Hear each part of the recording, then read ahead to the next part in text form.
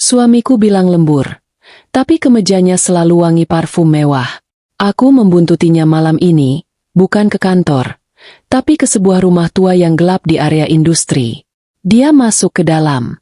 Di luar dugaanku. Sebelum ceritanya dimulai, silakan tulis di kolom komentar dari daerah mana saja teman-teman yang menonton cerita ini. Jangan lupa like dan subscribe agar channel ini bisa semakin berkembang dan bisa mempersembahkan cerita yang lebih menarik lagi. Rumah yang sempurna, kemeja yang bau. Hidupku adalah rutinitas yang kubangun serapih mungkin. Aku, Winda, adalah seorang istri, seorang ibu rumah tangga penuh waktu di kota Surabaya yang panas ini. Rumah kami di salah satu kompleks elit di area barat adalah istanaku. Lantainya selalu mengkilap, tidak ada debu di bingkai foto pernikahan kami, dan aroma masakan rumahan selalu siap menyambut Rangga, suamiku, pulang. Rangga adalah segalanya.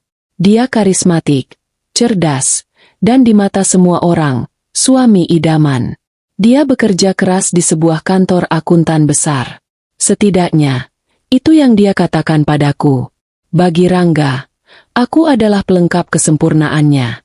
Aku yang memastikan kemejanya licin, dasinya serasi, dan rumahnya tenang untuk beristirahat.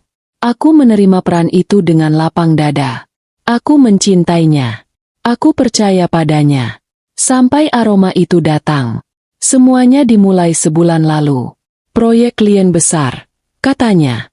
Tenggat waktu yang gila. Aku harus lembur setiap malam. Sayang, mungkin sampai beberapa minggu ke depan. Katanya sambil mengikat tali sepatu pantofelnya yang mahal. Kamu jangan tungguin aku, ya? Tidur saja. Aku mengangguk, seperti biasa. Menyiapkan bekal makan malamnya ke dalam tas. Iya, Mas. Jangan lupa diminum vitaminnya.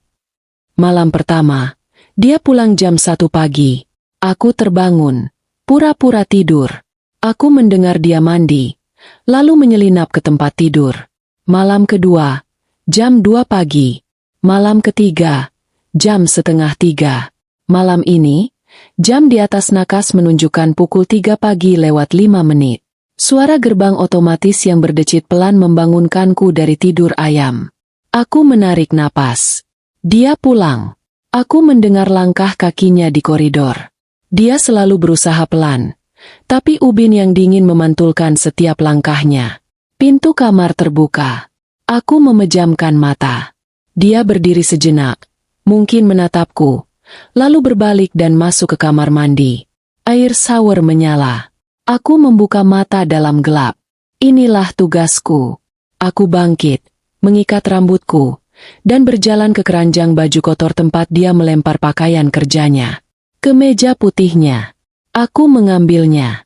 Dan disitulah bau itu. Bau itu bukan bau rokok. Bukan bau alkohol. Ini adalah bau parfum. Parfum wanita. Ini bukan aroma yang samar-samar. Ini adalah aroma yang pekat. Seolah seseorang menyemprotkan seluruh botol ke kemeja itu.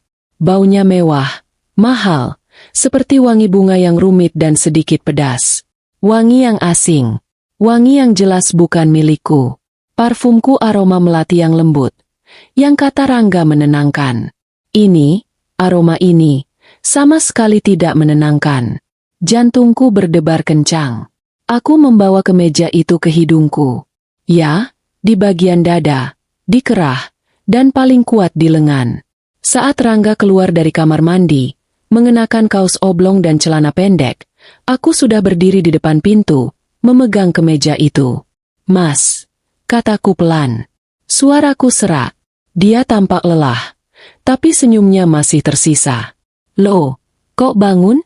Kan sudah kubilang tidur saja. Aku mengangkat kemeja itu. Aku tidak tahu harus berkata apa. Baunya wangi. Rangga terkekeh. Dia berjalan melewatiku, mengambil air minum di meja. Wangi? Ya wangi parfumku, kan? Bukan, kataku. Ini wangi parfum perempuan. Dia berhenti minum. Dia menatapku. Tatapannya yang biasanya hangat kini sulit kubaca. Kamu ngomong apa sih, Win? Aku capek banget ini. Kemejamu. Baunya wangi parfum perempuan. Mas, kuat sekali. Dia mengambil kemeja itu dariku. Mengendusnya sedikit. Lalu dia tertawa lagi. Kali ini sedikit dipaksakan. Oh, ini. Iya, aku tahu. Tadi di lift kantor. Liftnya penuh banget. Ada klien baru, perempuan. Dia pakai parfumnya menyengat sekali. Mungkin nempel di bajuku. Di lift sempit kan susah. Di lift. Jam 3 pagi. Klien? Jam 3 pagi. Rapatnya selesai jam setengah 3. Dia turun bareng aku ke lobi. Sudah ya, aku capek mau tidur. Dia melemparkan kemeja itu ke keranjang cucian. Kamu juga tidur. Jangan mikir yang macam-macam. Dia mematikan lampu dan naik ke tempat tidur. Punggungnya menghadapku. Aku berdiri di sana dalam kegelapan. Penjelasannya masuk akal. Bukan? Klien di lift. Tentu saja. Rangga bekerja keras. Dia dikelilingi banyak orang. Aku mengambil kemeja itu lagi dari keranjang. Aku membawanya ke ruang cuci. Aku harus segera mencucinya. Aku memasukkannya ke mesin cuci. Tapi bau itu menempel di tanganku. Aku mencium tanganku. Bau mahal yang asing. Aku merasa gelisah. Aku merasa bersalah karena curiga. Tapi aku juga merasa bodoh jika aku percaya begitu saja. Malam itu, aku tidur di sofa ruang tamu. Aku bilang aku tidak mau mengganggunya tidur. Padahal, aku tidak tahan berbaring di samping pria yang seluruh tubuhnya kini beraroma sabun. Tapi kemejanya beraroma kebohongan. Hidupku yang sempurna. Rumahku yang rapi. Semuanya tiba-tiba terasa retak. Dan ini baru permulaan. Bau itu tidak hilang di malam berikutnya. Atau di malam berikutnya. Setiap pagi jam 3, kemeja yang sama, bau yang sama. Seolah Rangga sengaja memeluk sumber wewangian itu sebelum pulang. Aku mencoba bertanya lagi. Liftnya penuh lagi, Mas? Tanyaku sambil menyetrika. Biasa, katanya sambil membaca koran. Klien yang sama. Mungkin. Aku tidak perhatikan. Dia menjadi defensif. Semakin aku bertanya, semakin dia menutup diri. Lembur. Menjadi kata yang paling kubenci di dunia. Aku mulai gila. Aku mulai mempertanyakan kewarasanku sendiri. Aku, Winda, istri yang penurut. Istri yang naif. Aku tidak pernah membayangkan hidupku akan seperti ini. Aku mengelola rumah tangga yang sempurna. Tapi aku tidak bisa mengelola rasa curiga di kepalaku sendiri. Aku tahu aku harus mencari tahu. Tapi aku tidak tahu bagaimana.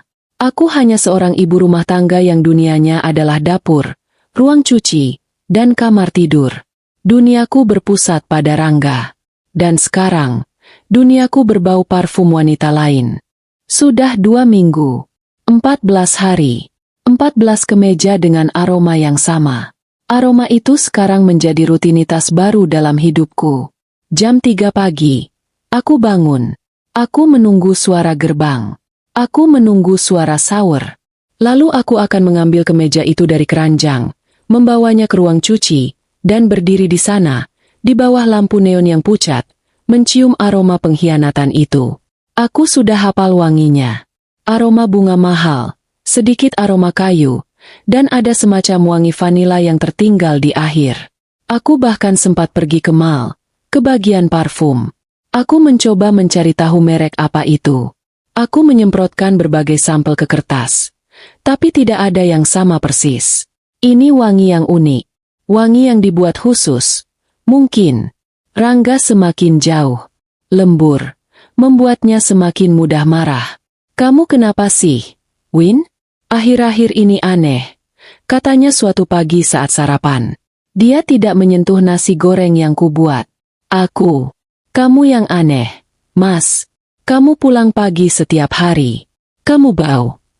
Dia meletakkan sendoknya dengan keras. Aku kerja. Aku kerja untuk siapa?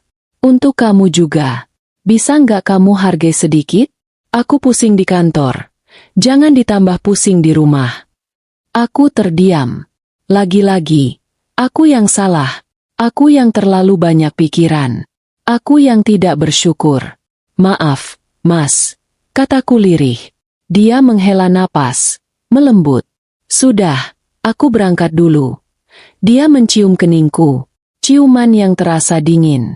Jangan curigaan terus. Nggak ada apa-apa. Tapi aku sudah tidak percaya. Karena aku bukan lagi Winda yang naif. Aku adalah Winda yang terluka. Dan wanita yang terluka akan melakukan apa saja untuk mencari kebenaran. Kecurigaanku berubah menjadi obsesi. Saat dia tidur pulas di siang hari, karena malamnya dia lembur, aku mulai melakukan penyelidikanku sendiri. Pertama, media sosial. Aku mengecek Instagramnya, Facebooknya. Tidak ada yang aneh. Isinya hanya foto-foto kerja, foto seminar, foto lari maraton, dan foto kami berdua. Foto pernikahan kami masih jadi foto profil. Di bagian following, tidak ada nama wanita yang mencurigakan. Semuanya tampak profesional. Terlalu profesional. Terlalu bersih. Kedua, ponselnya. Ini adalah dosa terbesarku. Aku tidak pernah menyentuh ponselnya tanpa izin. Tapi malam itu, saat dia tertidur karena kelelahan, aku mengambil ponselnya dari meja nakas. Jariku gemetar saat membukanya. Dia tidak pernah memakai kata sandi. Dia bilang dia tidak punya rahasia dariku. Ironis. Aku membuka aplikasi pesan. Bersek. Hanya ada grup kantor, grup keluarga, dan pesan dariku. Aku membuka galeri foto. Bersek. Foto-foto kerja. Foto anjing peliharaan kami yang sudah mati, dan foto-foto lama kami. Aku membuka riwayat panggilan. Bersek. Hanya nomor kantor, nomor ibunya, dan nomor-nomor klien yang kusimpan sebagai klien Pak Rangga. Dia terlalu pintar. Atau aku yang terlalu bodoh? Dia pasti menghapus semuanya sebelum pulang. Dia pasti punya ponsel lain. Pikiranku berkelana ke segala kemungkinan terburuk. Aku hampir menyerah. Aku hampir percaya bahwa aku memang sudah gila. Mungkin aku hanya istri yang kesepian dan terlalu banyak berimajinasi. Lalu, aku menemukannya. Bukan di ponsel. Bukan di media sosial. Tapi di dompetnya. Pagi itu, dia terburu-buru. Dia lupa membawa dompetnya yang biasa. Dia memakai dompet lain yang ada di laci.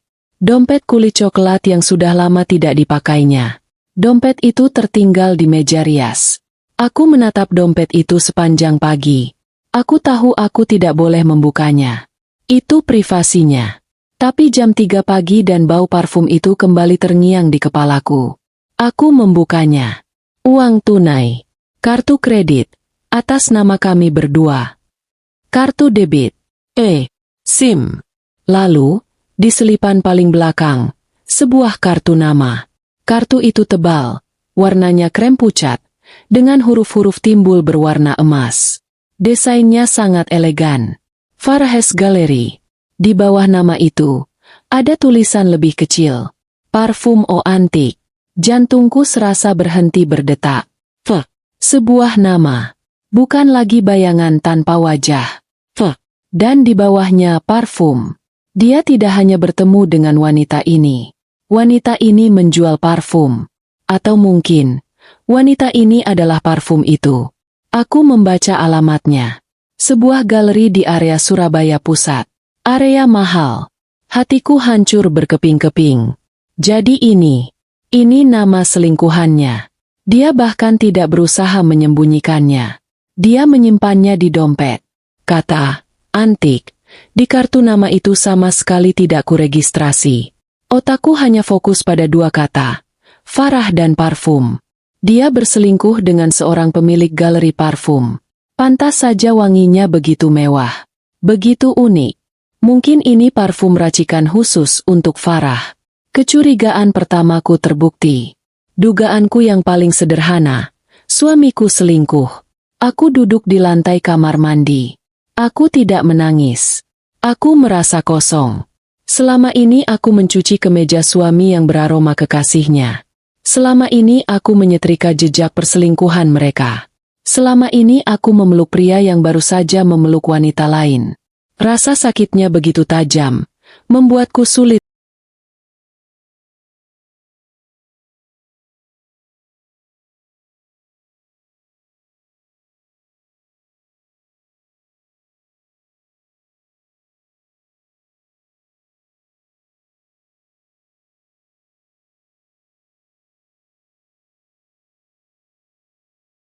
Bernapas. Rumah yang sempurna ini. Kehidupan yang sempurna ini. Semuanya ilusi. Aku melihat pantulanku di cermin. Winda, istri yang lugu. Istri yang patuh. Mataku bengkak. Tapi di balik rasa sakit itu, sesuatu yang lain mulai tumbuh. Kemarahan. Aku tidak akan diam saja. Aku tidak akan menjadi korban yang menangis di pojokan. Aku akan mencari tahu siapa Farah ini. Aku akan melihat wajah wanita yang telah menghancurkan rumah tanggaku. Aku menyimpan kartu nama itu di sakuku. Aku akan membuntuti Rangga. Aku tidak peduli lagi dia lembur atau tidak. Aku tidak peduli lagi soal pekerjaan. Aku hanya ingin tahu satu hal. Kemana dia pergi setiap malam? Aku melipat kartu nama itu. Aku harus melihat tempat ini. Farah's Gallery. Tapi aku tidak akan ke sana. Aku akan mengikuti Rangga. Aku akan melihat sendiri kemana dia pergi setelah jam kantor. Aku akan melihat sendiri di mana dia bertemu dengan Farah. Malam itu, aku tidak tidur. Aku tidak menunggunya di kamar. Aku menunggunya di mobilku, yang kuparkir di ujung jalan, tersembunyi di balik pohon besar. Malam ini, aku akan membuntutinya. Malam itu terasa berbeda. Udara Surabaya yang biasanya gerah, malam ini terasa menusuk kulit. Walau pendingin ruangan di mobilku sudah kusetel paling rendah. Aku duduk di dalam mobilku, Avanza hitam yang biasa kupakai belanja ke pasar, terparkir di seberang jalan, agak jauh dari gerbang kompleks kami. Aku sudah di sini sejak jam 7 malam. Rangga bilang dia akan berangkat lembur, sekitar jam 8, setelah makan malam. Dia tadi makan dengan lahap. Seolah tidak ada yang salah. Dia bahkan sempat memujiku. Nasi gorengmu paling enak sedunia, Win, katanya. Aku hanya tersenyum. Senyum yang terasa kaku di bibirku. Di dalam sakuku, kartu nama, Farah's Gallery, terasa panas, membakar kulit pahaku. Jam 8:15, mobilnya, Pajero hitam gagah yang dia banggakan itu, keluar dari gerbang. Lampunya yang terang menyorot sesaat ke arahku, membuatku refleks menunduk. Jantungku berdebar begitu kencang. Rasanya seperti mau copot dari dadaku. Dia berbelok ke kanan, menuju jalan raya. Aku menunggu 10 detik. Aku menghitungnya satu persatu. 1, 2, 3. Lalu aku menyalakan mesin mobilku. Ya Tuhan, aku benar-benar melakukan ini. Bisikku pada diri sendiri. Tanganku gemetar memegang setir. Aku Winda, ibu rumah tangga, istri yang baik. Aku tidak pernah melakukan hal gila seperti ini. Membuntuti suamiku sendiri di malam hari, seperti adegan di film-film detektif murahan. Tapi bau parfum itu, nama Farah itu, aku harus tahu. Aku menjaga jarak. Pajero Rangga mudah dikenali.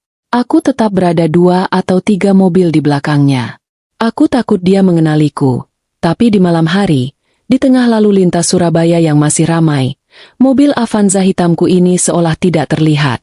Aku mengira dia akan menuju ke kantornya. Gedung perkantoran mewah di pusat kota. Tempat dia bilang dia menghabiskan malam-malamnya. Jika dia ke sana, mungkin aku salah. Mungkin aku akan pulang dengan rasa malu, tapi juga lega. Dia mengambil jalan tol. Kantornya kan tidak lewat tol. Gumamku. Dia mengemudi dengan kecepatan stabil. Tidak kencang, tidak pelan. Seolah dia menikmati perjalanannya. Detak jantungku semakin cepat. Kemana dia pergi? Ke hotel? Ke apartemen mewah? Ke alamat Farah's Gallery yang ada di kartu nama itu? Pikiranku langsung membayangkan adegan-adegan buruk. Rangga memarkir mobilnya di lobi hotel. Lalu seorang wanita cantik bergaun merah, yang bau parfumnya sama dengan di kemeja Rangga, menyambutnya. Mereka akan tertawa, saling merangkul, lalu naik lift menuju kamar mereka. Rasa mual menyerangku. Aku harus tahu. Dia keluar tol. Tapi ini bukan area pusat kota. Ini area yang asing bagiku. Jalanannya mulai menyempit. Di kanan kiri bukan lagi mal atau gedung tinggi. Ini area industri. Aku melihat plang nama jalan. Daerah pinggir kota. Area pergudangan. Apa yang dia lakukan di sini? Mobil Pajero-nya melambat. Aku ikut melambat. Mematikan lampu depanku dan hanya menyalakan lampu senja. Aku bersembunyi di balik sebuah truk besar yang parkir di pinggir jalan. Dia berbelok lagi. Masuk ke jalan yang lebih kecil. Jalan ini tidak beraspal mulus.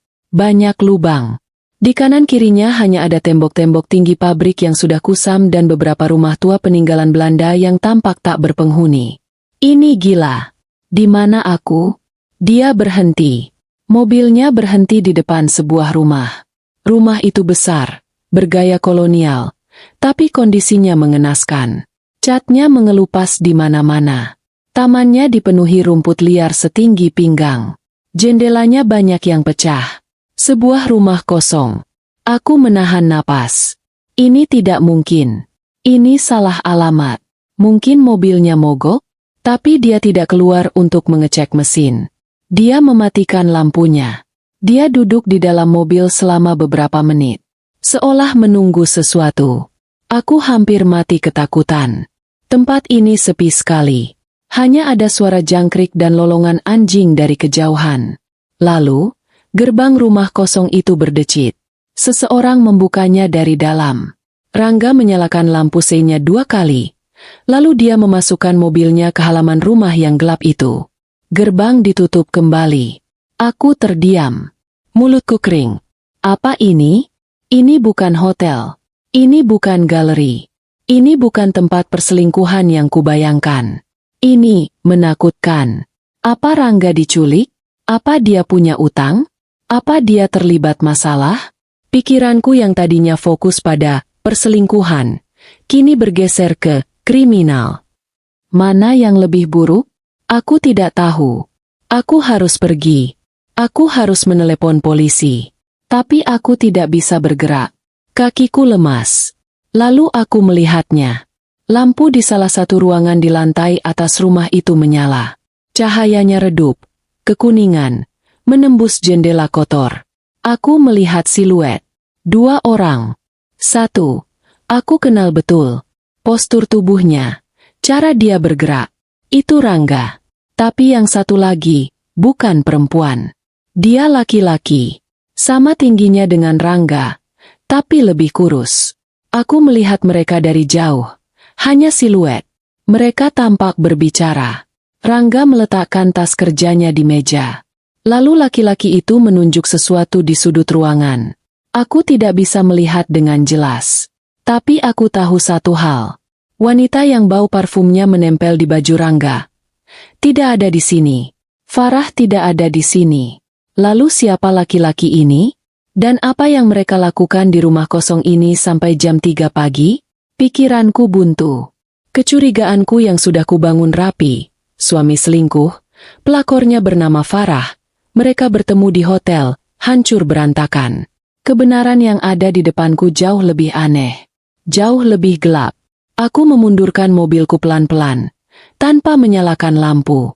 Ban mobilku berderit pelan di atas kerikil. Aku berdoa semoga mereka tidak mendengarku. Aku kembali ke jalan besar, lalu tancap gas. Tanganku masih gemetar. Sepanjang perjalanan pulang, aku terus mengulang-ulang kejadian itu. Rumah kosong, gaya kolonial, area industri, satu pria lain, dan bau parfum itu. Bau parfum itu masih belum terjelaskan. Malam ini, aku tidak menemukan jawaban. Aku justru menemukan lebih banyak pertanyaan. Aku pulang ke rumahku yang sempurna. Rumah yang terasa semakin dingin dan asing. Aku sadar, aku tidak bisa menghadapi ini sendirian. Aku butuh bantuan. Aku butuh seseorang yang tahu cara menemukan jawaban di tempat-tempat gelap seperti rumah kosong itu. Aku tidak tidur semalaman. Ketika Rangga pulang jam 3:30 pagi, aku sudah lebih dulu tiba di rumah. Mobilku kumasukkan garasi belakang, Dan aku pura-pura tidur di kamar tamu. Aku tidak bisa memejamkan mata. Ke mejanya. Aku mengambilnya dari keranjang cucian setelah dia mandi. Bau itu masih ada. Wangi parfum Farah. Ini yang paling tidak masuk akal. Dia menghabiskan malam di rumah kosong di area industri bersama seorang pria. Tapi kemejanya berbau parfum wanita. Apakah pria itu yang memakai parfum wanita? Atau Rangga mampir ke tempat Farah sebelum ke rumah kosong itu? Atau sesudah? Pesing. Kepalaku rasanya mau pecah. Aku sadar aku terlalu bodoh untuk permainan ini. Aku hanya ibu rumah tangga. Aku tidak tahu apa-apa tentang dunia malam suamiku. Pagi itu, setelah Rangga berangkat lagi, kali ini dia bilang ada meeting sarapan pagi dengan klien. Aku membuka laptopku. Aku mencari detektif swasta Surabaya. Tanganku gemetar saat mengetiknya. Rasanya seperti sebuah pengkhianatan. Aku akan membayar orang asing untuk memata-matai suamiku sendiri. Betapa rendahnya hidupku sekarang. Tapi aku harus. Aku menemukan beberapa nama. Kebanyakan terdengar seperti biro jasa keamanan. Tapi ada satu yang menarik perhatianku. Namanya, Mata Hati Investigasi. Ulasannya bagus. Klien-klien sebelumnya bilang dia profesional, bijak, dan yang paling penting, tidak banyak bicara. Namanya Irfan. Aku menelepon nomor itu. Selamat pagi, dengan Irfan. Suara di seberang terdengar berat, nang, dan tua. Entah kenapa, itu membuatku sedikit lebih tenang. Pagi, Pak. Saya Winda. Saya dapat nomor Bapak dari internet. Saya butuh bantuan. Suaraku bergetar. Bantuan apa, Bu Winda? Suami saya. Saya rasa saya tidak tahu. Pak, saya curiga dia selingkuh. Tapi sepertinya bukan. Hening sejenak. Saya mengerti. Bisa kita bertemu? Saya ada kantor di daerah Ngagel. Bisa saya ke sana sekarang? Saya tunggu, Bu. 1 jam kemudian, aku duduk di sebuah kantor kecil yang rapi. Tidak seperti di film-film. Tidak ada asap rokok. Hanya ada rak buku yang penuh dengan arsip dan bau kopi yang enak. Pak Irfan duduk di depanku. Dia mungkin berusia akhir 50-an. Rambutnya sudah memutih di bagian pelipis. Dia memakai kemeja batik sederhana. Matanya tajam, tapi sorotnya teduh. Dia mendengarkanku. Aku menceritakan semuanya. Aku cerita tentang lembur yang sudah sebulan. Tentang bau parfum yang sama setiap malam. Tentang kartu nama Farah Gallery. Tentang kecurigaanku akan perselingkuhan. Dan aku menceritakan tentang malam tadi. Tentang bagaimana aku membuntutinya. Tentang rumah kosong bergaya kolonial di area industri. Tentang siluet Rangga dan satu pria lain. Pak Irfan mendengarkan tanpa memotong. Dia hanya mengangguk sesekali, membuat catatan kecil di buku notesnya. Jadi, ibu curiga selingkuh, tapi bukti di lapangan malah menunjukkan hal lain, katanya setelah aku selesai. Iya, Pak. Saya bingung. Apa yang mereka lakukan di rumah kosong itu? Dan kenapa bajunya tetap bau parfum wanita? Pak Irfan menatapku. Bu Winda, pekerjaan saya adalah mencari fakta. Bukan asumsi. Yang ibu temukan tadi malam itu fakta. Rumah kosong dan seorang pria. Bau parfum itu fakta lain. Tugas kita adalah menghubungkan fakta-fakta ini. Apa Bapak bisa mencari tahu isi rumah itu? Dia tersenyum tipis. Itu spesialisasi saya, Bu.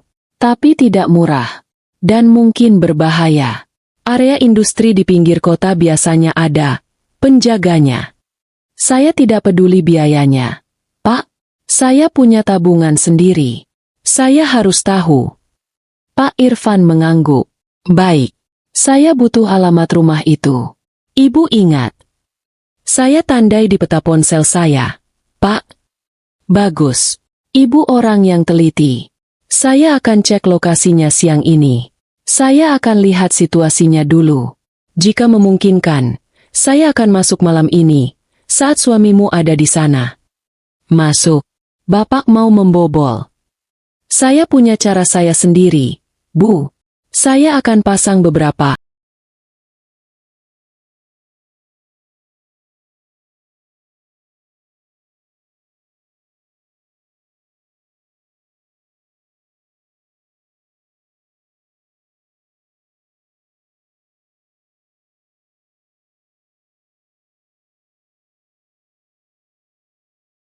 mata dan telinga di dalam kamera tersembunyi, perekam suara.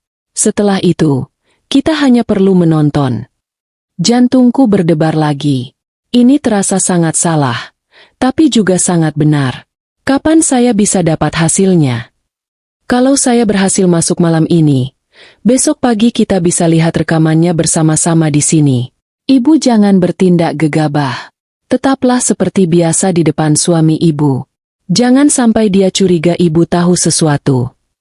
Baik, Pak. Malam itu adalah malam terpanjang dalam hidupku. Rangga pulang seperti biasa. Jam 3 pagi. Kemejanya berbau parfum yang sama. Aku mencucinya dengan tangan gemetar. Aku tidak bisa tidur. Aku hanya menunggu pagi. Jam 9 pagi. Aku sudah di kantor Pak Irfan lagi. Dia tampak lelah. Tapi matanya berbinar. Berhasil, Pak? Tanyaku tidak sabar. Berhasil. Rumah itu dijaga. Tapi penjaganya tidur di pos depan. Saya masuk lewat belakang. Sistem keamanannya ada. Tapi model lama. Gampang dijebol. Dia menyalakan sebuah monitor besar di mejanya. Ini rekaman dari 4 kamera yang saya pasang. Saya pasang di ruang utama. Di ruangan yang ibu lihat ada lampu menyala. Di lorong. Dan satu lagi di dekat pintu belakang. Dia memutar rekaman pertama. Dari ruang utama. Ruangan itu kosong. Benar-benar kosong. Hanya debu tebal dan sarang laba-laba. Ini tidak ada apa-apa. Kataku. Sabar, Bu. Dia mengganti ke kamera kedua. Yang di ruangan lantai atas. Dan aku menahan napas. Ruangan itu. Aku tidak tahu harus menyebutnya apa. Ini bukan kamar tidur. Ini bukan tempat pesta. Ini, bengkel? Laboratorium? Di tengah ruangan, ada sebuah meja besar. Di atasnya ada mesin-mesin aneh yang tidak kukenali. Bentuknya kotak-kotak, dengan banyak kabel. Itu, kata Pak Irfan, menunjuk ke salah satu mesin. Itu mesin cetak 3D. Yang industrial. Harganya miliaran. Di sebelahnya, ada mesin lain yang tampak seperti pemindai.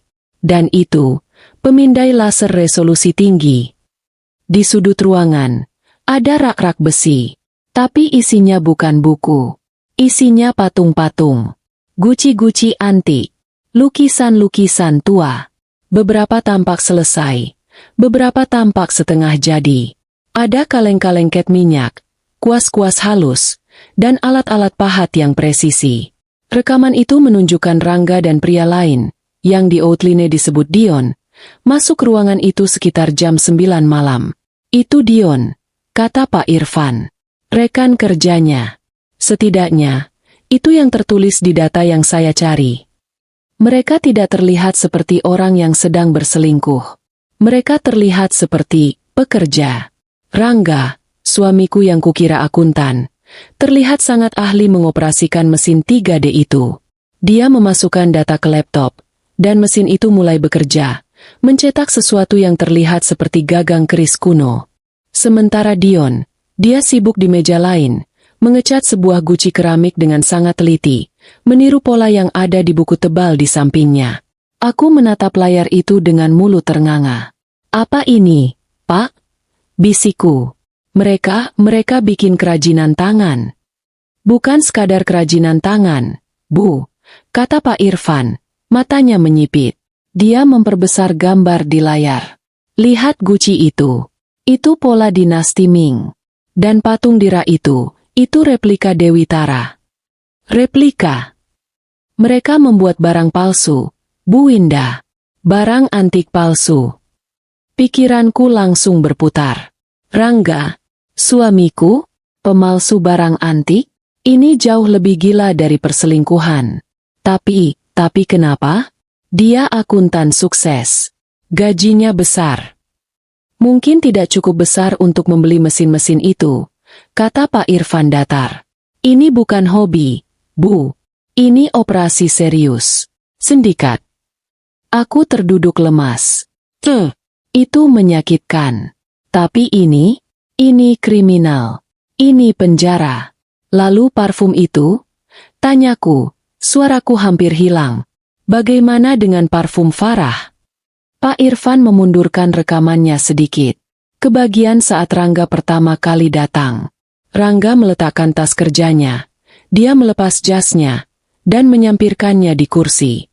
Stop, kata Pak Irfan. Dia memperbesar gambar jas itu. Ibu lihat. Aku tidak melihat apa-apa. Jasnya sudah ada di sana. Baunya sudah menempel sebelum dia mulai bekerja di rumah ini. Jadi, dia bertemu Farah dulu. Kemungkinan besar, Farah Hes Gallery, parfum O antik. Ingat kartu nama itu, Bu? Kata Pak Irfan. Antik. Aku akhirnya mengerti. Dia tidak selingkuh dengan Farah. Atau mungkin selingkuh juga. Kita belum tahu. Tapi yang pasti, ada hubungan antara galeri antik milik Farah, parfum Farah, dan bengkel pemalsuan barang antik milik suami ibu ini. Kepalaku pusing. Semuanya terlalu rumit. Aku datang ke sini mencari bukti perselingkuhan. Aku malah menemukan bukti sindikat kejahatan. Apa yang harus saya lakukan sekarang, Pak? Tanyaku pada detektif tua itu. Pak Irfan menatapku. Sekarang, Bu Indah, kita cari tahu siapa Farah sebenarnya. Aku menatap layar monitor di kantor Pak Irfan. Gambar suamiku yang sedang teliti mengecat guci palsu itu terpatri di otakku. Rangga, suamiku, seorang pemalsu ulung, seorang kriminal. Apa yang harus saya lakukan, Pak? Suaraku bergetar. Aku merasa mual. Aku ingin muntah. Pak Irfan mematikan monitor. Ruangan itu kembali temaram. Ibu punya pilihan. Pertama, lapor polisi. Tapi mereka akan butuh bukti lebih kuat dari sekadar video ini. Mereka akan butuh bukti transaksi, barang aslinya. Jika kita salah langkah, suami ibu bisa lolos dan ibu dalam bahaya. Pilihan kedua, kita kumpulkan bukti sendiri. Kita cari tahu siapa Farah ini. Kita cari tahu apa perannya. Dia bisa jadi otak di baliknya. Dia bisa jadi korban seperti ibu. Atau dia bisa jadi penadah barang curiannya. Semua ini dimulai karena namanya di kartu itu. Karena baunya di kemeja Rangga. Dia korban. Kataku tiba-tiba. Pak Irfan menaikkan alisnya. Kenapa ibu yakin? Bau parfumnya. Rangga berbau seperti dia sebelum dia ke bengkel itu. Dia bertemu Farah dulu. Rangga menipunya. Parfum O antik. Rangga menipunya untuk mendapatkan akses ke barang antiknya.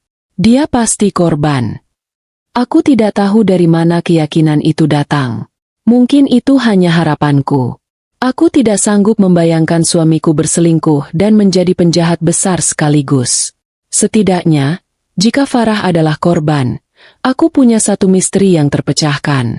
Itu asumsi yang bagus, Bu. Tapi kita perlu fakta, kata Pak Irfan. Saya akan menemuinya. Kataku, Bu Indah, itu berbahaya. Lebih berbahaya mana, Pak? Diam di rumah, menunggu suami kriminal saya pulang jam 3 pagi. Pura-pura tidak tahu apa-apa?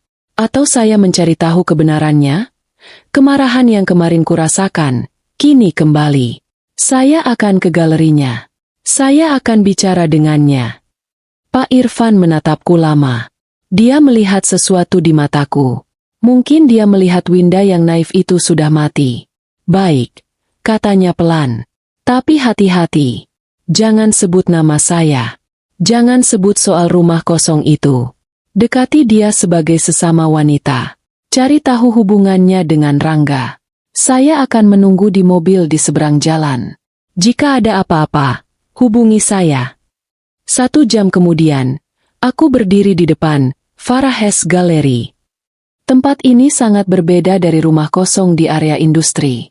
Galeri ini terletak di jalanan yang teduh dan mahal. Fasadnya elegan. Kaca-kaca besarnya bersih mengkilap, memamerkan beberapa guci dan patung di etalase. Saat aku mendorong pintu kacanya yang berat, lonceng kecil berbunyi. Di dalam, udaranya sejuk, dan baunya. Aku seketika mengenalinya. Ini dia. Ini bau di kemeja Rangga. Aroma bunga yang kuat, mewah, dicampur dengan aroma kayu antik dan minyak poles. Tempat ini adalah sumber dari semua kecurigaanku. Seorang wanita muda di meja depan mendongak. Selamat siang, Ibu. Ada yang bisa saya bantu? Saya mau bertemu dengan Bu Farah. Apa beliau ada? Apa sudah ada janji? Belum. Tapi tolong katakan, ini soal Pak Rangga. Nama itu seperti kunci. Resepsionis itu sedikit terkejut, lalu mengangkat telepon. Dia berbicara pelan, lalu menatapku. Bu Farah akan menemui Ibu. Silakan tunggu di ruang duduk. Aku duduk di sofa beludru yang mewah. Di sekelilingku ada lukisan-lukisan mahal dan lemari-lemari kaca berisi perhiasan kuno. Aku merasa sangat kecil. Aku, dengan daster rumahan yang kuganti dengan kemeja biasa dan celana jeans. Aku merasa salah tempat. Ibu Winda. Aku mendongak. Dia berdiri di anak tangga spiral yang terbuat dari besi tempa. Dia cantik. Sangat cantik. Tapi bukan cantik yang rapuh. Dia terlihat kuat. Rambutnya hitam legam, dipotong bob pendek yang tegas. Dia memakai blazer linen berwarna gading dan celana panjang yang serasi. Dia menatapku dengan mata yang tajam dan cerdas. Dan dia berbau persis seperti yang kubayangkan. Dia adalah personifikasi dari parfum itu. Saya Farah. Ada perlu apa mencari saya dan menyebut nama Rangga? Suaranya tenang, profesional. Aku berdiri. Tanganku berkeringat. Saya harus bicara sama Ibu. Ini penting. Dia menilaiku dari atas sampai bawah. Aku pasti terlihat menyedihkan. Baik, mari ke ruangan saya. Kami naik ke kantornya di lantai 2. Sebuah ruangan indah dengan jendela besar yang menghadap ke taman belakang. Jadi, katanya sambil duduk di kursinya yang besar, dia tidak menawariku minum. Saya tidak tahu bagaimana memulainya. Aku meremas tanganku. Ibu kenal Rangga, kan? Tentu, katanya. Nadanya masih datar. Dia konsultan saya. Pakar investasi seni. Salah satu klien terbaik saya. Ada masalah. Konsultan. Pakar investasi seni. Kebohongan macam apa lagi ini? Dia bukan pakar investasi, kataku pelan. Farah tertawa kecil. Maaf, saya rasa saya lebih tahu. Dia yang mengurus valuasi dan asuransi untuk hampir seluruh koleksi saya. Dia sangat profesional. Setiap malam dia bilang dia lembur. Apa dia lembur dengan Ibu? Tanyaku. Aku tidak bisa menahannya lagi. Ekspresi Farah berubah. Dari profesional menjadi dingin. Saya tidak mengerti arah pembicaraan ini. Apa maksud Ibu? Kemejanya. Aku menatap matanya. Setiap pagi, kemejanya bau. Bau parfum Ibu. Farah terdiam. Dia menatapku, seolah baru pertama kali melihatku. Dia lalu mengendus pelipisnya sendiri. Ini parfum signature saya. Saya memakainya setiap hari. Wajar kalau orang yang bekerja dekat dengan saya, atau dekat dengan barang-barang saya, akan tertular baunya. Bekerja dekat sedekat apa, Bu Farah? Farah berdiri. Dia tampak marah. Cukup. Ibu siapa? Apa mau Ibu? Kalau Ibu mau menuduh saya. Dia suami saya. Potongku. Satu kalimat itu menggantung di udara. Ekspresi wajah Farah adalah sesuatu yang tidak akan pernah kulupakan. Itu bukan rasa bersalah. Itu bukan rasa takut. Itu adalah syok. Kebingungan murni. Apa? Bisiknya. Rangga. Rangga yang Ibu bilang konsultan Ibu itu. Dia suami saya. Dia menatapku. Aku mengeluarkan ponselku. Aku menunjukkan foto pernikahan kami. Aku, Winda yang naif, tersenyum bahagia di samping Rangga yang karismatik. Farah terduduk kembali di kursinya. Dia terlihat pucat. Dia bilang dia belum menikah, kata Farah. Suaranya bergetar. Dia bohong, kataku. Ya Tuhan. Farah menutup wajahnya dengan tangan. Dia bilang dia pakar dari Jakarta. Dia menunjukkan portofolio yang luar biasa. Ya Tuhan. Dia merayu ibu. Tanyaku. Farah mendongak. Matanya berkilat marah. Dia mencoba. Dia sangat karismatik. Dia mengajak makan malam. Konsultasi. Katanya. Saya akui. Saya terpesona. Dia cerdas. Tapi saya tidak, saya profesional. Tapi ibu memberinya akses. Ya, kata Farah. Saya memberinya akses penuh ke ruang penyimpanan saya. Dia bilang dia perlu melakukan pemindaian 3D untuk data asuransi dan valuasi. Dia bilang itu prosedur standar internasional. Pemindaian 3D. Seperti yang ada di rumah kosong itu. Dia bilang dia akan mengerjakannya malam hari. Lanjut Farah. Suaranya semakin panik. Dia bilang, agar tidak mengganggu jam operasional galeri. Dia punya kunci akses ke ruang penyimpanan saya. Dia tidak sendiri, kataku. Dia bawa rekan. Iya, Dion. Asistennya. Katanya. Semuanya terhubung. Bu Farah, kataku. Kini suaraku lebih mantap. Suami saya bukan pakar investasi. Dia pemalsu. Farah menatapku tidak mengerti. Dia tidak mengasuransikan barang ibu. Dia menyalinnya. Aku tidak perlu menceritakan tentang rumah kosong itu. Farah sudah mengerti. Ruang penyimpanan. Dia berlari keluar ruangannya. Menuruni tangga. Aku mengikutinya.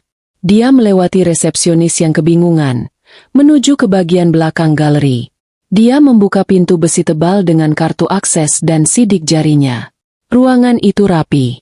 Rak-rak besi berjejer. Penuh dengan guci, patung, dan lukisan yang dibungkus kain. Farah berlari ke sebuah rak.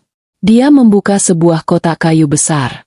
Di dalamnya, ada sebuah patung Dewi Tara yang indah. Ini, katanya, lega, masih di sini. Dia mengamatinya. Dia menyentuhnya. Lalu ekspresinya berubah ngeri. Dia mengetuk-ngetuk patung itu. Ini bukan bahannya. Dia menggores sedikit bagian bawahnya dengan kukunya. Ini resin. Ini palsu. Dia terduduk di lantai. Dia menukarnya. Bisik Farah. Bajingan itu, dia menukar semuanya. Aku berdiri di pintu. Bau parfum Farah di ruangan itu terasa menyesakkan. Dia menatapku dari lantai. Air mata menggenang di matanya yang kuat tadi. Dia suami kamu, katanya. Dia penipu kita, kataku. Kami tidak bicara di perjalanan. Aku hanya membantu Farah berdiri dari lantai ruang penyimpanannya. Dia menyuruh asistennya untuk tutup galeri sekarang. Ada darurat keluarga. Lalu dia masuk ke mobilku begitu saja. Dia tidak bertanya kami mau kemana. Dia hanya duduk diam, menatap kosong ke jalanan Surabaya. Patung Dewi Tara kecil dari resin itu ada di pangkuannya. Dia memegangnya erat, seolah itu satu-satunya hal nyata yang tersisa. Aku membawanya ke kantor Pak Irfan. Saat kami masuk, Pak Irfan sedang membuat kopi. Dia melihatku, lalu melihat wanita cantik yang tampak hancur di belakangku. Dia tidak terkejut. Dia hanya mengangguk dan mengambil satu cangkir lagi. Bu Farah, kataku pelan. Ini Pak Irfan. Dia yang membantu saya. Farah menatap Pak Irfan. Dia tidak punya tenaga lagi untuk curiga. Dia hanya duduk di kursi yang tadi kududuki. Jadi, kata Pak Irfan, meletakkan secangkir kopi di depan Farah. Konsultan investasi seni, ya? Farah mendongak. Kaget. Ibu Indah sudah cerita soal kartu nama ibu, kata Pak Irfan. Dan saya sudah melihat pekerjaan suami ibu tadi malam. Pak Irfan menyalakan monitor. Dia memutar rekaman dari rumah kosong itu lagi. Kali ini, aku melihatnya dengan mata yang berbeda. Bukan lagi sebagai istri yang dikhianati. Farah, di sampingku, menahan napas. Itu Dion, bisiknya, saat melihat pria kurus itu membantu Rangga. Lalu, Pak Irfan menghentikan video di gambar rak-rak yang penuh barang antik. Ibu kenal barang-barang ini? Tanya Pak Irfan. Farah mendekat ke layar. Dia menunjuk satu Gucci. Itu, koleksi pribadi Pak Haryono di Jakarta. Saya kenal betul Gucci itu. Saya yang bantu menjualnya ke dia. Dia menunjuk patung lain. Itu dari galeri di Bandung. Dicuri 2 bulan lalu. Tapi tidak ada beritanya. Mereka menutupinya. Dan kemudian, dia melihat mesin cetak 3D itu bekerja. Mencetak sebuah replika. Ya Tuhan, bisik Farah. Itu Gucci dinasti Ming dari koleksi saya. Yang dia bilang mau dia. Valuasi, ulang minggu depan. Dia akhirnya mengerti. Dia belum mengambilnya, kata Farah. Dia baru membuatnya. Dia berencana menukarnya minggu depan. Kami bertiga terdiam. Di layar, Rangga dan Dion terlihat tertawa. Mereka sedang mengagumi hasil karya mereka. Mereka terlihat seperti 2 seniman yang bangga, bukan 2 kriminal. Rencana yang sempurna, kata Pak Irfan pelan. Suaranya penuh kekaguman yang sinis. Aku, Farah, dan Pak Irfan mulai menyatukan kepingan teka-teki itu. Rencana Rangga, tema 5, kini terlihat jelas, dan itu membuatku merinding. Pertama, Rangga itu jenius. Jenius jahat. Dia bukan sekadar akuntan. Dia punya pengetahuan mendalam tentang seni. Dan dia, bersama Dion, punya keahlian teknis untuk membuat pemalsuan tingkat tinggi. Kedua, dia karismatik. Ini adalah senjata utamanya. Dia menggunakan pesonanya, tema 1, untuk masuk ke lingkaran elit pemilik galeri dan kolektor. Dia menciptakan persona palsu. Rangga, pakar investasi seni dari Jakarta. Dia merayu mereka. Bukan hanya secara romantis, walaupun dia mencobanya pada Farah, tapi secara profesional. Dia membuat mereka percaya padanya. Ketiga, rencananya sistematis. Dia tidak mencuri. Mencuri itu berisiko. Alarm berbunyi. Polisi datang. Rangga tidak mencuri. Dia mengganti. Dia mendekati korban, seperti Farah. Dia menawarkan jasa, valuasi, atau asuransi, menggunakan teknologi terbaru. Dia mendapatkan akses penuh ke katalog dan ruang penyimpanan. Dia, atau Dion, akan memindai 3D barang yang paling berharga. Mungkin dengan alat portabel, atau mungkin dengan alasan membawa barang ke laboratorium untuk dites keasliannya. Lalu, di bengkel mereka di rumah kosong itu, mereka mencetak replika yang sempurna. Mereka mengecatnya, membuatnya tampak tua. Ini butuh waktu. Inilah lembur yang dia katakan padaku. Lemburnya adalah membuat barang palsu. Setelah replika selesai, dia hanya perlu menunggu kesempatan. Dia kembali ke galeri, dengan alasan mengecek investasi di malam hari, seperti yang dia lakukan pada Farah. Lalu dia menukar yang asli dengan yang palsu. Pemilik galeri, seperti Farah, tidak akan pernah tahu. Barangnya masih ada di rak. Terlihat sama persis. Sementara itu, Rangga, melalui Dion, atau jaringannya, menjual barang asli yang tak ternilai harganya di pasar gelap internasional. Ke Rusia, ke Tiongkok, ke Timur Tengah. Pembelinya adalah kolektor miliarder yang tidak peduli soal asal-usul barang. Uangnya miliaran. Uang itu masuk rekening bank di luar negeri, yang mungkin atas namaku. Atas nama Winda, istri yang lugu. Aku menutupi mulutku. Aset kami, rumah, mobil, semuanya. Semuanya atas nama ibu, kan? Kata Pak Irfan. Aku mengangguk. Dia bilang itu tanda cintanya padaku. Dia bilang kalau terjadi apa-apa padanya, aku akan aman. Dia bukan melindungimu, Bu, kata Pak Irfan. Dia menjadikanmu tameng. Pencucian uang. Jika dia tertangkap, dia akan bilang dia tidak tahu apa-apa. Semua aset ada di tangan istrinya. Duniaku runtuh. Dia tidak hanya menipuku. Dia tidak hanya mengkhianatiku. Dia menjebakku. Suami yang kucintai. Suami yang kupusatkan seluruh hidupku untuknya. Aku menatap Farah. Dia menatapku. Kami adalah dua wanita dari dunia yang sangat berbeda, yang kini nasibnya terikat oleh pria yang sama. Tapi aku tidak menangis. Anehnya, rasa takutku hilang. Rasa sedihku hilang. Yang tersisa hanyalah kemarahan. Kemarahan yang dingin dan fokus. Transformasi, tema 3, yang kumulai kemarin, kini selesai. Winda yang naif, istri yang penurut, sudah mati di ruangan ini. Kita harus menghentikannya, kataku. Suaraku datar. Farah mengangguk. Air matanya sudah kering.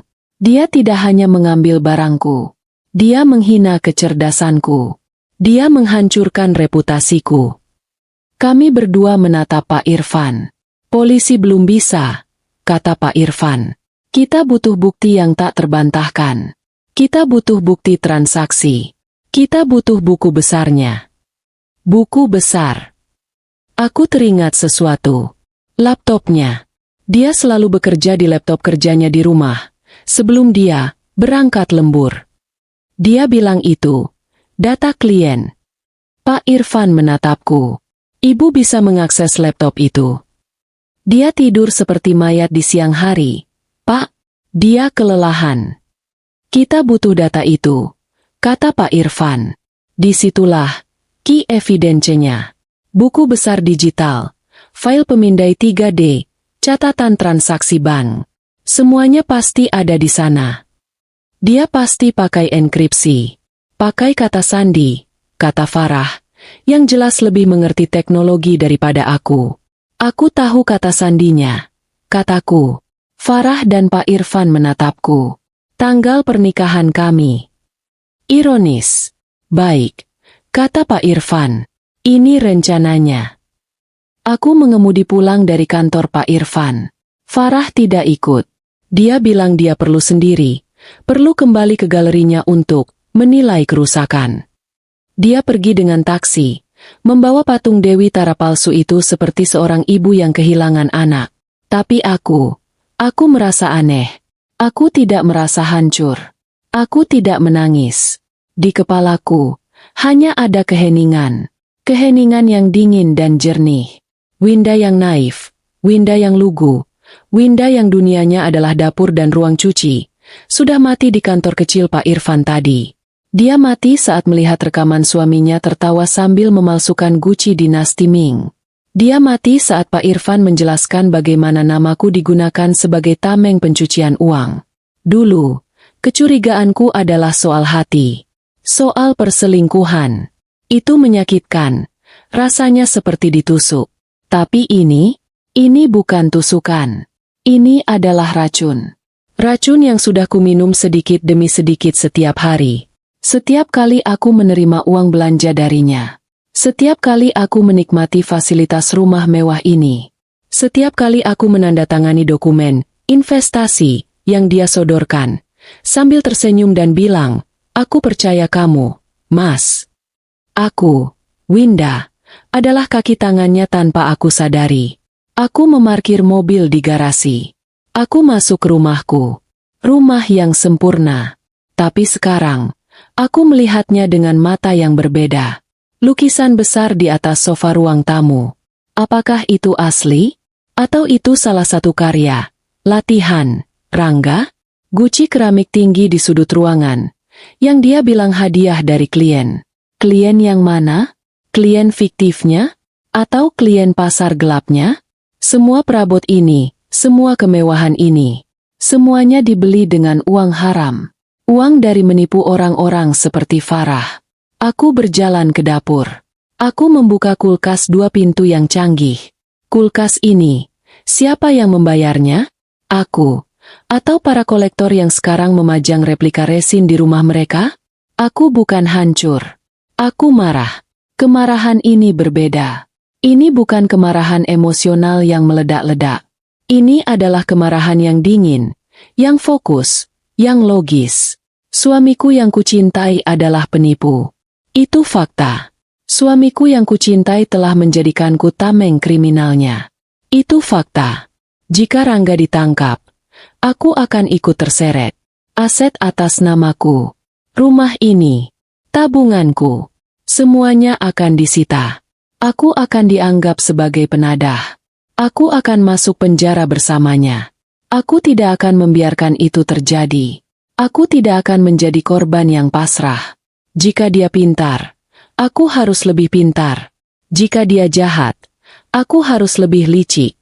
Aku berhenti menangis. Aku mulai berpikir. Logis. Pak Irfan benar. Kami butuh bukti kunci. Bukti yang tidak bisa disangkal. Buku besar digital itu. Rencananya sederhana, tapi pelaksanaannya akan jadi hal tersulit yang pernah kulakukan. Aku harus mendapatkan alat cloning data dari Pak Irfan. Aku harus menunggu Rangga pulang, lembur. Aku harus menunggu dia tidur.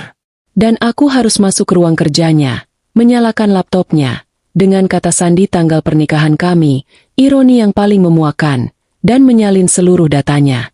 Tapi sebelum itu, aku harus melewati malam ini. Aku harus berakting. Aku melihat jam. Jam 5 sore. Dia akan pulang sebentar lagi dari kantor yang asli. Sebelum dia berangkat lembur ke rumah kosong. Aku mandi. Aku memakai pakaian rumah terbaikku. Aku berdandan sedikit. Aku memasak makanan favoritnya. Sop buntut. Aku harus menjadi Winda yang dulu. Winda yang penurut, yang tidak tahu apa-apa. Jam 6:30. Mobil Pajero-nya masuk garasi. Jantungku berdebar? Anehnya, tidak. Rasanya tenang. Seperti seorang aktor yang menunggu aba-aba sutradara. Malam, sayang, katanya. Masuk ke dapur. Dia mencium keningku. Ciuman yang terasa seperti es. Aku tidak bergidik. Aku tersenyum. Malam, Mas. Capek banget ya? Banget. Klien hari ini rewelnya minta ampun. Katanya, melepaskan dasinya. Kebohongan. Aku masakin sop buntut kesukaanmu. Makan dulu, ya? Sebelum kamu berangkat lagi. Aku berakting seolah aku sudah pasrah menerima jadwal, lembur. Nyah. Dia menatapku. Mungkin mencari tanda-tanda kecurigaan. Tapi yang dia lihat hanya istri yang patuh. Wah, makasih ya, sayang. Kamu memang istri paling pengertian. Kebohongan. Kami makan malam bersama di meja makan kami yang terbuat dari kayu jati solid, yang mungkin juga hasil penipuan. Aku menatapnya. Aku mempelajarinya. Bukan sebagai suami, tapi sebagai target.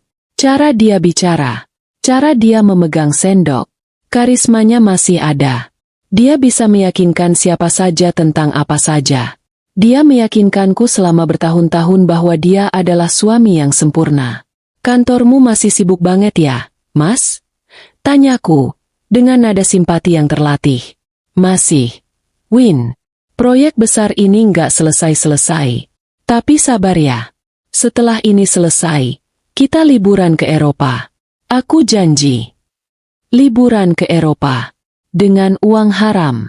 Mungkin dia berencana mengganti beberapa lukisan di Louvre. Aku tertawa kecil. Wah, aku tunggu janjinya, ya. Dia tersenyum. Dia tidak tahu bahwa senyumanku sekarang adalah topeng. Setelah makan malam, dia masuk ke ruang kerjanya. Aku mendengar dia mengetik di laptopnya.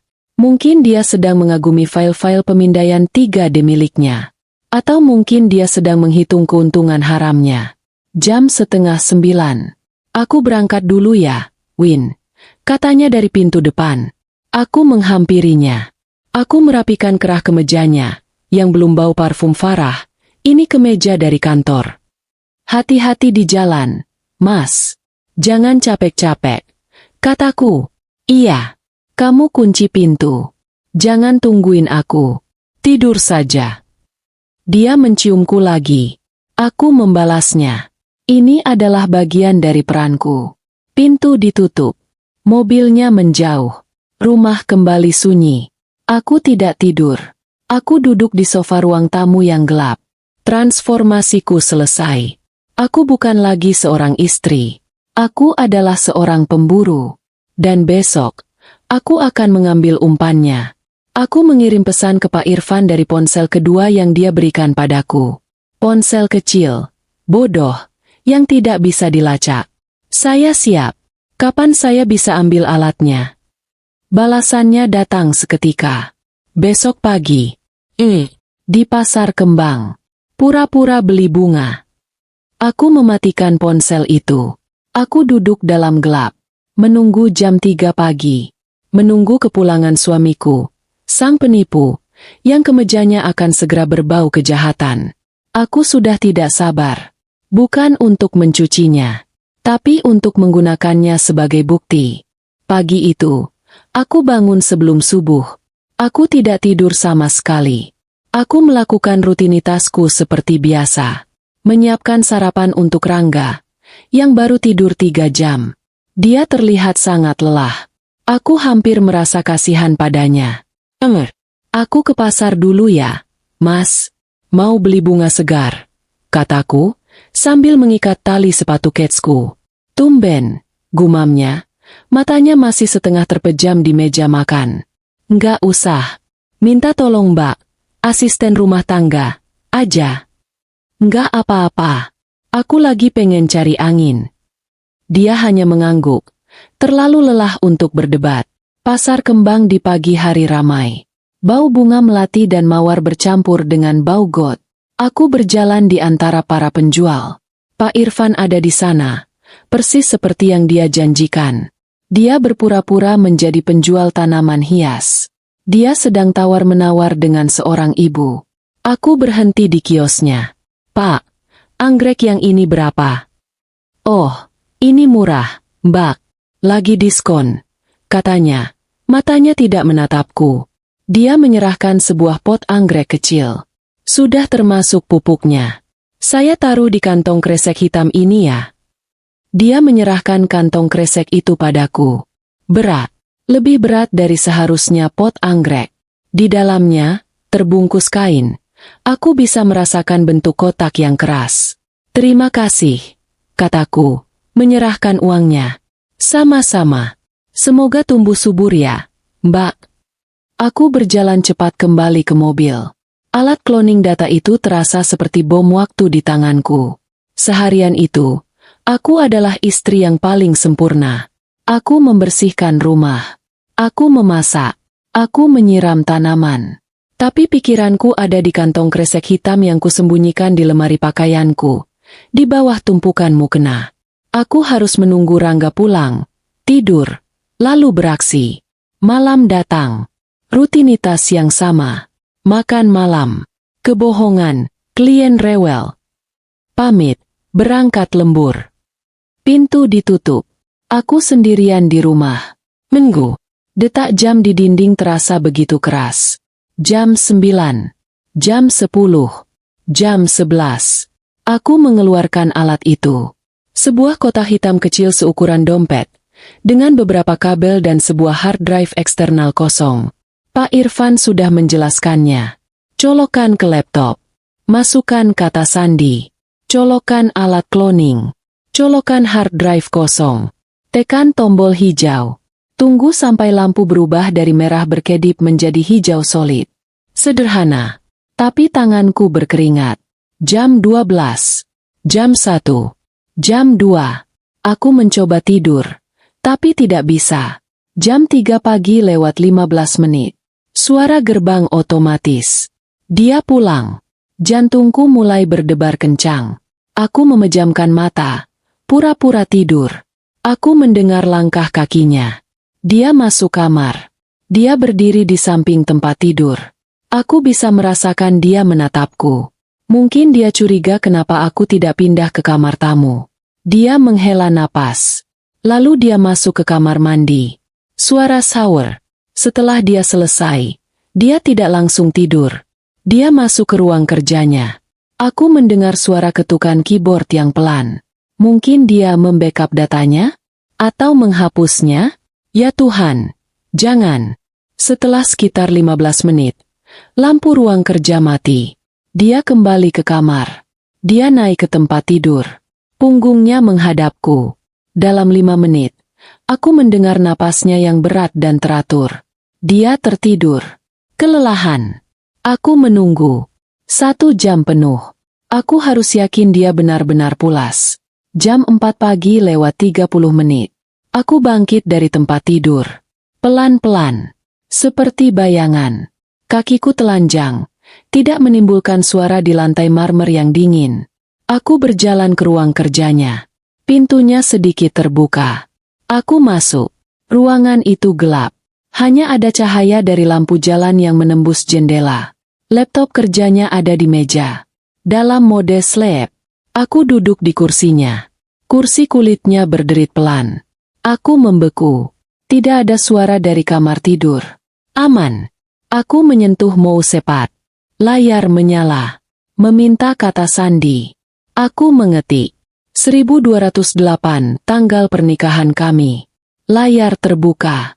Desktopnya muncul. Rapi. Foto kami berdua di pantai sebagai wallpaper. Aku merasa mual. Tanganku gemetar hebat. Fokus. Winda. Bisikku. Aku keluarkan alat cloning dari saku dasterku. Kabel USB ke laptop. Kabel lain ke alat cloning. Hard drive kosong ke alat cloning. Aku menekan tombol hijau. Lampu merah mulai berkedip. Pelan. 1, 2, 3. Artinya proses cloning sedang berjalan. Sekarang, aku harus menunggu. Ini adalah siksaan. Aku tidak berani menyalakan lampu. Aku duduk dalam gelap. Aku hanya melihat lampu merah kecil itu berkedip. Setiap kedipan adalah 1 detik dalam hidupku yang terasa seperti 1 jam. Di luar, langit mulai berubah. Dari hitam pekat, menjadi biru dongker. Suara adzan subuh mulai terdengar dari masjid di kejauhan. Oh, tidak. Rangga selalu bangun untuk sholat subuh. Tidak selalu tepat waktu. Tapi dia akan bangun begitu mendengar adzan. Lampu di alat cloning masih merah berkedip. Jantungku serasa mau meledak. Cepat. Aku mendengar suara gerakan dari kamar tidur. Dia menggeliat. Aku mendengarnya bergumam. Aku panik. Aku ingin mencabut semuanya dan lari. Tapi Pak Irfan bilang, jangan sampai terputus. Datanya akan rusak. Aku membeku di kursi. Lalu, lampu itu berubah. Hijau solid. Selesai. Bersamaan dengan itu, aku mendengar langkah kaki di koridor. Dia bangun. Dia berjalan ke arah ruang kerja. Aku tidak punya waktu untuk lari. Aku mencabut semua kabel secepat kilat. Aku mematikan paksa laptopnya. Aku menggenggam alat cloning dan hard drive di tanganku. Aku harus bersembunyi. Aku meluncur dari kursi dan masuk ke kolong meja. Aku meringkuk di sana, di antara kabel-kabel dan debu. Pintu ruang kerja terbuka. Lampu dinyalakan. Aku melihat kakinya. Dia memakai sarung. Dia berdiri di tengah ruangan. Dia meregangkan tubuhnya. Hoam! Dia berjalan ke meja. Dia menyentuh laptopnya.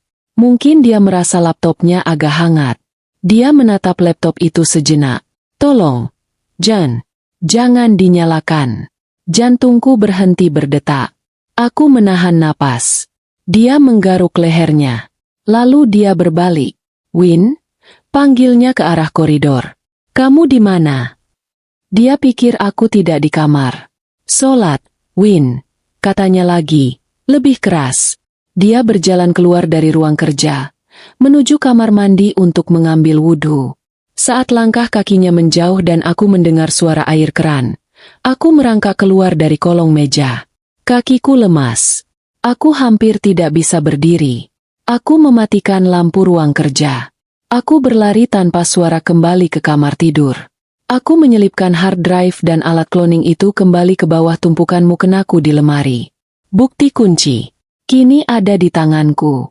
Aku mengambil mukenaku yang lain. Aku berjalan keluar kamar. Pura-pura baru bangun. Iya, Mas. Kataku dengan suara serak. Aku bangun ini. Dia melihatku dari pintu kamar mandi. Wajahnya basah. Kirain kemana? Ayo, sholat. Iya, kataku. Aku tersenyum padanya.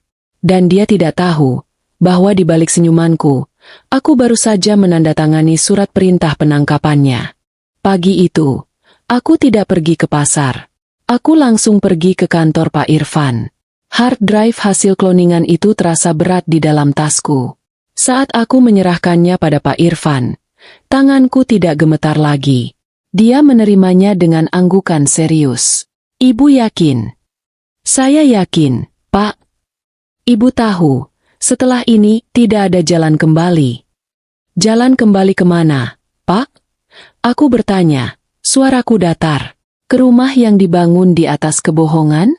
Ke suami yang menjadikan saya tameng? Tidak, Pak. Saya tidak mau kembali. Saya mau maju. Pak Irfan menatapku. Ada sebersit kekaguman di matanya yang lelah. Baik. Saya akan periksa datanya. Saya punya kenalan di kepolisian. Unit siber. Dia bisa membuka enkripsi terkuat sekalipun. Aku pulang ke rumah. Rangga masih tidur. Aku melihat punggungnya. Punggung pria yang sudah berbagi tempat tidur denganku selama 8 tahun. Aku tidak merasakan apa-apa. Tidak benci. Tidak cinta. Hanya apa? Sore harinya, Pak Irfan meneleponku. Dari ponsel sekali pakai itu. Bu Winda. Datanya ini luar biasa. Suaranya terdengar tegang. Ini lebih besar dari yang kita duga. Apa maksudnya, Pak? Ini bukan cuma soal Farah. Ada belasan galeri lain. Jakarta, Bandung, Jogja, bahkan sampai Singapura. Suami ibu punya jadwal penggantian yang rapi untuk 6 bulan ke depan. Dia punya daftar klien di Hong Kong, di Moskow. Dia punya rekening bank di Kepulauan Kaiman. Ini buku besar digital, ledger, yang ibu sebutkan. Semuanya ada di sini. Aku duduk di kursi dapur. Jadi buktinya cukup. Lebih dari cukup, kata Pak Irfan. Saya sudah menghubungi kenalan saya di Mabes Polri. Mereka tertarik. Sangat tertarik. Tapi mereka tidak bisa bergerak hanya dengan data digital. Mereka bilang, mereka butuh bukti fisik. Mereka butuh menangkapnya saat melakukan transaksi. Saat dia menukar barang. Menangkap basah, bisikku. Betul. Mereka tidak mau dia lolos dengan alasan datanya dipalsukan, atau laptopnya dicuri. Mereka butuh dia memegang barang palsu di satu tangan dan barang asli di tangan lain. Pikiranku langsung bekerja. Gucci dinasti Ming, kataku. Apa, Bu? Di data itu, apa ada jadwal untuk galeri Farah? Hening sejenak. Aku mendengar suara ketikan keyboard. Ada, kata Pak Irfan. Gucci dinasti Ming. Jadwal, besok malam. Besok? Jantungku berdebar. Secepat ini. Ya, besok. Jumat malam. Jam 10. Dia akan mengecek sistem keamanan di galeri Farah. Farah harus tahu, kataku. Saya sudah menghubunginya. Dia setuju untuk bekerja sama. Polisi akan menyamar sebagai petugas keamanan baru di galerinya. Lalu, rumah kosong itu. Polisi juga akan menggerebek tempat itu di saat yang bersamaan. Mereka akan menangkap Dion di sana. Jadi besok malam semuanya selesai. Iya, Bu. Besok malam. Malam itu dan keesokan harinya adalah akting terbaik dalam hidupku. Aku menjadi Winda yang paling manis, paling patuh. Aku membuatkan Rangga kopi persis seperti yang dia suka. Aku memijat bahunya saat dia mengeluh. Pekerjaan menumpuk. Dia tidak curiga sama sekali. Dia terlalu sibuk dengan rencananya. Dia terlalu percaya diri. Dia terlalu meremehkanku. Dia pikir aku hanya ibu rumah tangga lugu yang dunianya selebar dapur. Dia tidak tahu, dapur itu telah menjadi pusat komando perangku. Jumat malam. Dia bersiap-siap. Dia memakai kemeja terbaiknya. Dia memakai parfumnya. Lembur lagi, Mas? Tanyaku, sambil membetulkan dasinya. Iya, sayang. Ini malam terakhir. Aku janji. Proyeknya deadline malam ini. Katanya, tersenyum lebar. Besok kita brunch di Hotel Bintang 5. Ya. Aku tunggu, kataku, tersenyum. Dia menciumku. Ciuman itu terasa seperti racun di bibirku. Aku berangkat. Hati-hati, Mas. Pintu ditutup. Aku tidak bergerak selama 5 menit. Lalu aku mengambil ponsel sekali pakai itu.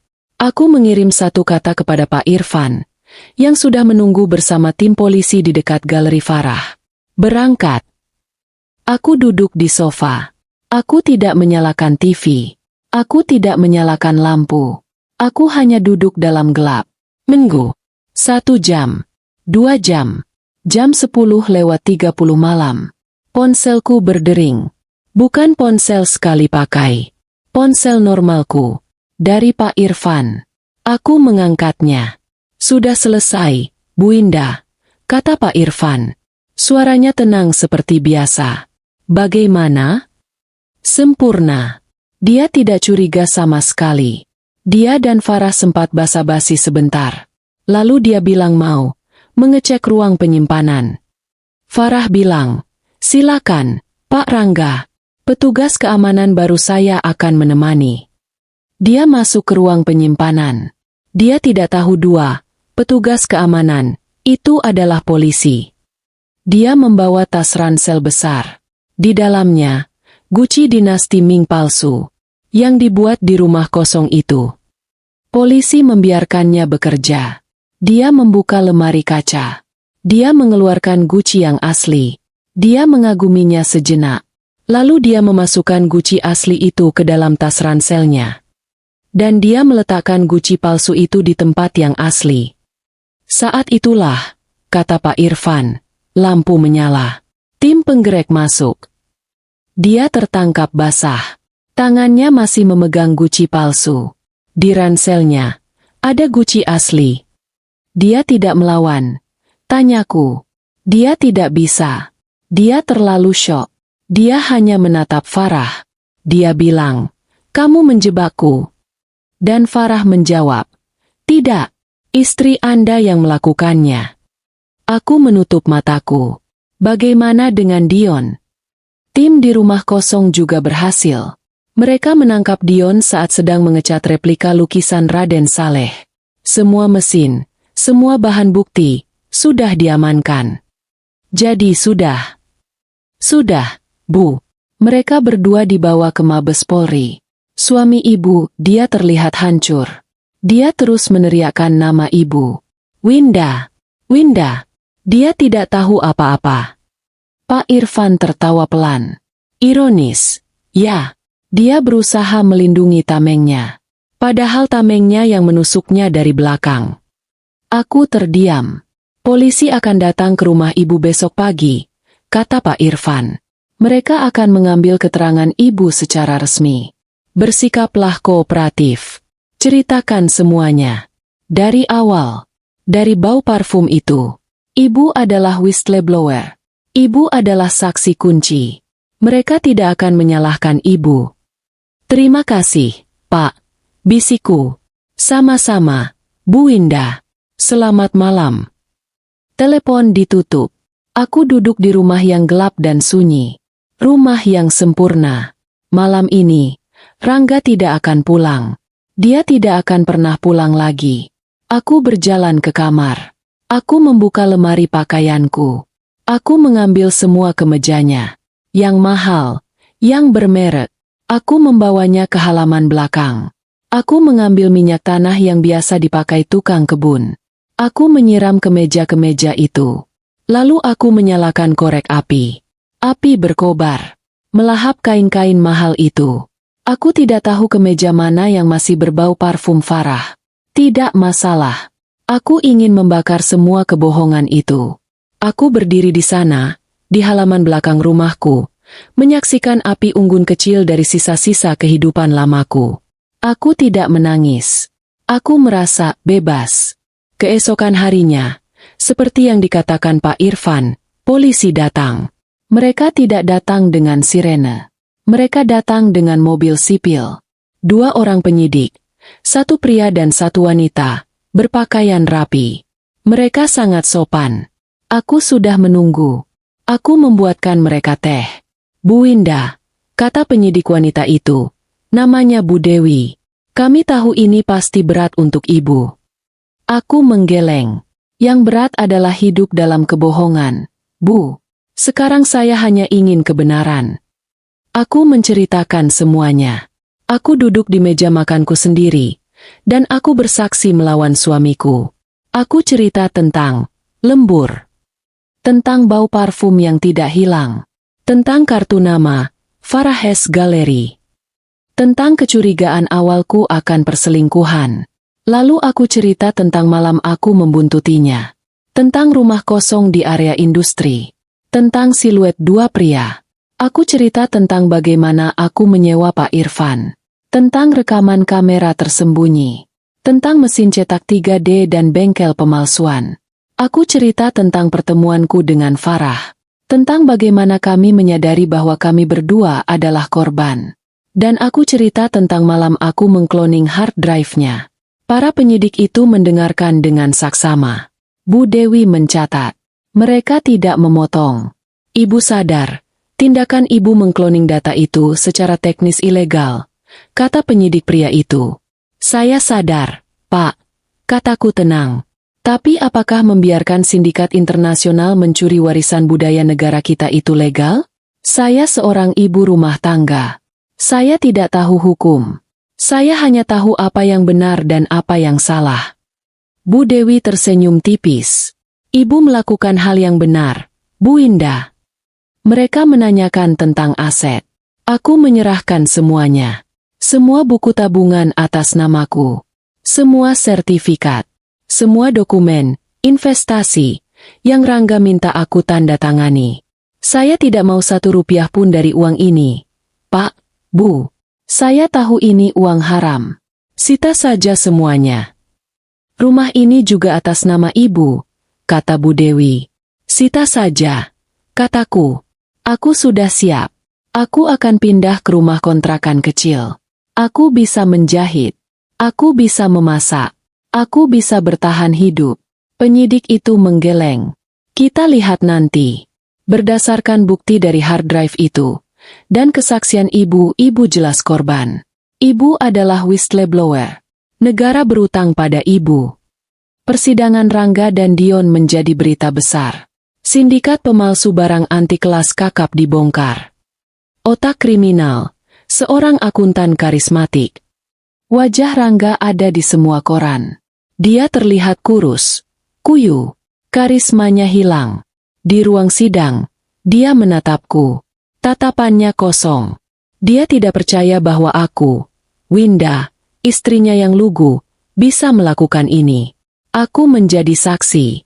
Aku berdiri di sana, menceritakan semuanya lagi. Aku tidak gentar. Farah juga bersaksi. Dia menceritakan dengan detail bagaimana Rangga menipunya. Dia membawa patung Dewi Tara palsu itu ke pengadilan sebagai bukti. Belasan pemilik galeri lain, yang dihubungi polisi berdasarkan data di hard drive Rangga, ikut bersaksi. Mereka semua menemukan replika di ruang penyimpanan mereka. Rangga dan Dion tidak bisa mengelak. Bukti digital dari hard drive. Bukti fisik dari penggerebekan. Kesaksian para korban. Dan kesaksianku. Mereka dijatuhi hukuman berat. Rangga divonis 20 tahun penjara atas pemalsuan, penipuan, dan pencucian uang. Dion mendapat 15 tahun. Semua aset haram mereka dibekukan oleh negara. Miliaran rupiah. Aku menceraikan Rangga. Prosesnya cepat. Dia tidak melawan. Mungkin dia sudah tidak punya apa-apa lagi untuk diperjuangkan. Dan kemudian, keajaiban kecil terjadi. Atas jasaku sebagai whistleblower dan statusku sebagai korban yang kooperatif, pengadilan memutuskan bahwa aku tidak terlibat dalam pencucian uang itu. Mereka tidak bisa menyita rumahku. Rumah itu, yang kubeli dengan nafkah dari Rangga, ternyata dibayar lunas oleh Rangga sebelum dia memulai operasi pemalsuannya. Itu adalah satu-satunya aset bersih yang kami miliki. Rumah yang dulu terasa seperti penjara kebohongan, kini menjadi milikku. Hadiah perpisahan yang ironis dari seorang penipu. Setahun kemudian, Jakarta. Udara ibu kota terasa berbeda. Lebih sibuk, lebih anonim. Aku menyukainya.